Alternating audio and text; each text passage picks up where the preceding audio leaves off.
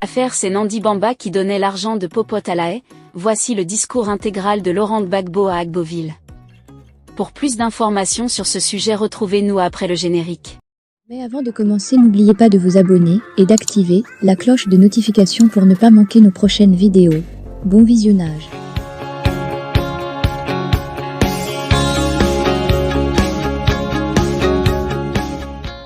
Le PPACI, parti fondé récemment par l'ex-chef d'État, Laurent Gbagbo, célébrait la fête de la Renaissance à Agboville.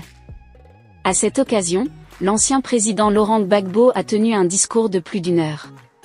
Chers camarades, je vous salue, je vous remercie d'être venus aussi nombreux. Je voudrais remercier le roi d'Agbolosé, mon ami. Ce monsieur, on est ensemble depuis 2000. Nous faisions campagne. Nous revenions de Bouna pour aller tenir un meeting à Bondoukou. Sur la route, des personnes ont fait des barrages pour nous obliger à s'arrêter. Nous nous sommes arrêtés. Ils nous ont envoyés dans un lieu et c'est là j'ai vu un homme qui était assis sur un trône. C'était le roi d'Agbolosé qui m'a invité à parler avec lui le soir. Le soir donc, nous nous sommes retrouvés, il nous a présenté toute sa cour et depuis nous ne nous sommes plus quittés. D'Agbolosé, merci. Je sais que quand j'ai été arrêté, on t'a fait souffrir et que tu continues de souffrir, mais tu es un homme et je suis fier.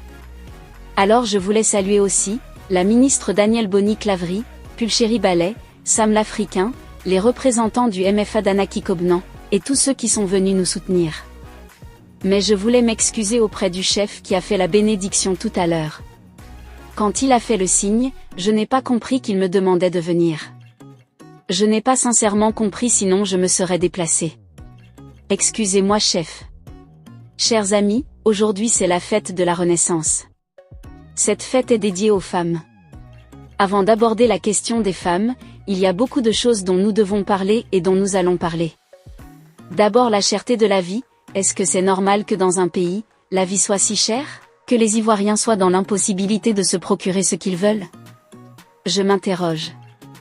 Comment le prix du cacao peut coûter 5000 francs CFA kilo au Cameroun, 3000 francs CFA kilo au Ghana et en Côte d'Ivoire, on nous dit qu'on a augmenté à 1500 francs CFA kilo, une misère. Sur cette question, quand j'étais président de la République, j'ai demandé l'union des principaux producteurs, le Ghana et la Côte d'Ivoire.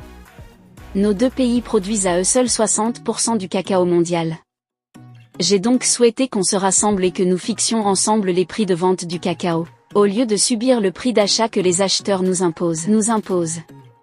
On m'a pris pour un très gros révolutionnaire et beaucoup m'ont fui petit à petit pour ne pas avoir affaire au rhum. Or on n'obtient rien sans combat, sans lutte, sans se battre. Aujourd'hui les acheteurs achètent à n'importe quel prix. C'est pour éviter cette situation que le Fonds monétaire international avait imposé une réforme en 2000, au temps où le général Guéhi Robert était chef d'État. C'est Sédou Diarra et Patrick Hachi, qui vit encore, qui ont mené cette réforme. Elle consistait à dissoudre la Kestab pour laisser le planteur-vendeur de cacao en face de l'acheteur et du pool mondial. C'est bénéficiant de cette réforme que j'avais dit en 2000 aux paysans, donnez-moi le pouvoir pour que je vous le rende. Et quand j'ai été élu, j'ai rendu le pouvoir aux paysans. Vous avez vu, ceux qui fixaient les prix et qui annonçaient les prix, c'étaient les paysans, à tel point que certains se sont laissés au vol. Ils n'ont pas été contents de cette réponse, et ont continué à le pilonner. À la fin, voyant qu'ils ne réussissaient pas à lui tordre le cou, à une réunion tenue au Mali où je n'étais pas présent, ils l'ont vidé et l'ont renvoyé de son poste de gouverneur sous la forme déguisée d'une démission. Alors quand il est venu, je lui ai dit, tu as ta vie sauve, c'est l'essentiel. Quand ils ont fini à la BCEAO, le gouverneur par intérim qui l'a remplacé nous jouait des tours, faisant en sorte que la Côte d'Ivoire n'ait pas à sa disposition les sommes d'argent dont elle avait besoin. Or quand même, la BCEAO c'est nous. L'UMOA c'est la Côte d'Ivoire. 40% de ce que gagne l'UMOA c'est grâce à la Côte d'Ivoire. J'ai donc dit ce n'était pas possible et j'ai coupé le pont avec Dakar. Et j'ai pris la succursale de la BCEAO en Côte d'Ivoire comme notre banque centrale. De ce fait, tout ce que nous gagnons était mis directement dans notre propre banque centrale. C'est tout, rire. Et c'est donc avec ce système que nous avons continué à payer les fonctionnaires. Un matin, nous venons en conseil des ministres, on nous apprend que la BCC, la SUBSI et la SIB ont fermé et que les dirigeants sont partis en vacances en France. J'ai dit « Anne bon, c'est comme ça ». J'ai procédé immédiatement à la nationalisation de ces banques. Les Ivoiriens qui y travaillaient, je les ai fait revenir et étaient tous contents et enthousiastes. Publiez ça dans les journaux en Côte d'Ivoire, pour que chacun lise et se fasse son opinion. Moi je dis la vérité. Ce qu'ils peuvent me reprocher c'est d'avoir nationalisé 2 banques françaises. Oui je l'ai fait, mais et alors ? Je suis président de mon pays, les banques étrangères refusent de payer les salaires, je les nationalise et alors ? Je ne peux pas être chef d'État et des structures se comporteront ainsi. Mais voyez-vous, petit à petit les gens sont en train de couper avec Dakar. Je vous le dis, tous les pays lâcheront le franc CFA. Avant on avait peur. Mon premier livre sur le franc CFA était en 1984. J'ai demandé à un étudiant en économie de me faire un petit texte, parce que l'écrivain camerounais Mongo Betty avait une revue, Peuple noir, Peuple africain. Fais la politique, c'est que tu as décidé de t'occuper de la vie de tous tes compatriotes. Donc on ne joue pas avec ces choses-là. La compétition politique existe. Je veux compétir. Je veux compétir, et quelqu'un vient derrière moi me dire qu'en 2018, j'ai été condamné, mais c'est quoi ça, qui parle derrière moi que je ne vois pas, moi je n'ai jamais joué à des choses comme ça. Je n'ai jamais mis quelqu'un en prison quand j'étais président pour déni d'opinion. Moi ce n'est pas mon problème. Tu vas me faire quoi ?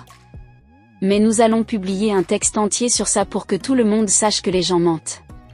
Chers amis, c'est ce que je voulais vous dire pour ma défense. Mais les gens qui ont braqué sont avec vous. Ils sont vos amis, donc voilà ce que je voulais vous dire. Comme cette fête, nous l'avons dédiée aux femmes, je vais dire un mot sur les femmes. Hortense, merci. Merci beaucoup. Beaucoup de progrès ont été faits dans le bureau des femmes. Moi j'avais 15 ans quand la Côte d'Ivoire a proclamé son indépendance. À cette époque, on n'avait jamais vu de militantes femmes. Les plus heureuses étaient des enseignantes, je pense à Angèle Nyonsoa qui était professeure d'histoire. En 1975, le président Félix Houphouët-Boigny avait nommé une femme dans son gouvernement en tant que ministre de la femme. C'était pour la première fois qu'on voyait une femme au Conseil des ministres.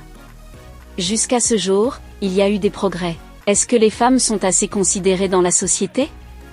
Est-ce que les femmes vont assez à l'école ? Parce que quand je vais au village, l'écrasante majorité des jeunes filles ne vont pas à l'école. On leur dit toutes qu'on leur trouvera des bons maris qui s'occuperont d'elles.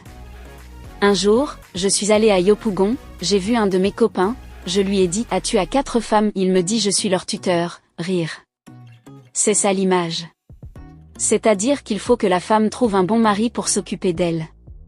C'est ça qu'il faut effacer parce que ce n'est pas vrai. Moi j'ai fait 8 ans dans la prison de Scheveningen et 2 ans à Bruxelles, c'est Nadi qui m'a nourri. Il y en a qui disent c'est moi qui faisais la cuisine de Gbagbo, mais ils ne disent pas d'où sortait l'argent avec laquelle la nourriture a été achetée. Mais l'argent sortait de chez Nadi. Celui qui faisait la cuisine d'abord c'était Germain Katanga, et quand on l'a libéré, celui que vous savez a pris un peu la relève. Donc la femme peut s'occuper de l'homme et elle s'occupe souvent de l'homme.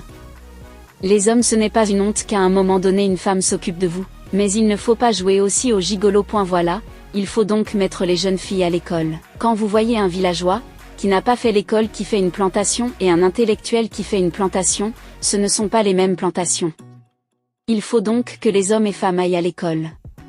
Quand tu es à Yopougon, tu passes les concours de police, gendarmerie, et puis ton temps passe.